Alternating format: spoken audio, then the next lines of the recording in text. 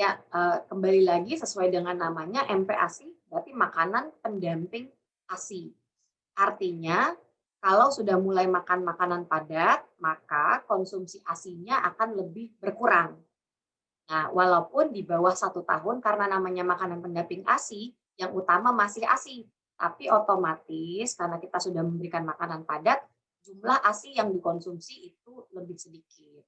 Nah, bahkan di atas 1 tahun, kalau makanannya sudah bagus dengan variasi makanan yang oke, ASI sudah tidak diperlukan lagi atau susu tambahan bisa tidak diperlukan lagi. Jadi memang seiring dengan kebutuhan nutrisi dari bayi dan anak. Baik, dokter. Dok, makanan pendamping ASI berlaku untuk umum atau menyesuaikan kebutuhan dan kondisi gizi anak, dok? Mungkin kan Ya, ada yang anak-anak itu yang mungkin berat badannya itu masih kurang dari ideal, mungkin juga ada yang obesitas seperti itu.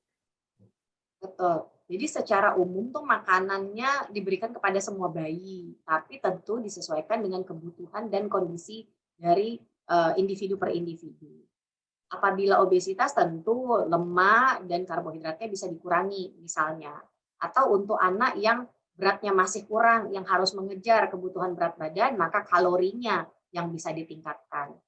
Kemudian juga tentu kebutuhan khusus, misalnya ada problem di saluran cerna, kemudian gangguan motorik, tentu kebutuhan nutrisi dan variasi dari makanannya juga akan berbeda. Ya, ini pertanyaan bagus ya.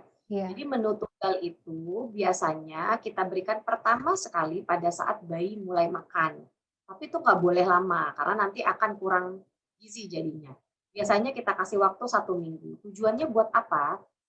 Tujuannya untuk melihat apakah ada resiko alergi dari bahan makanan yang diberikan.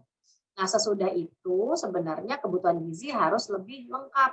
Biasa disebut dengan menu 4 bintang. Nah, jadi memang, yang disarankan adalah menu yang lengkap dan menu tunggal itu hanya evaluasi 1 minggu pertama untuk melihat ada alergi atau tidak. Baik, Dok. Nah, ini ada lagi, Dok. Apakah makanan pendamping ASI yang diberikan kepada anak harus menggunakan menu 4 bintang? Mengapa demikian? Oke. Nah, kalau kita lihat menu 4 bintang itu terdiri dari karbohidrat, protein hewani dan nabati, dan sayuran. Nah, seperti saya, sebutkan tadi kan sebenarnya kita perlu memberikan lebih dari 4 bintang sebenarnya, karena kita butuh lemak di situ, kita butuh mikronutrien seperti kalsium, vitamin C.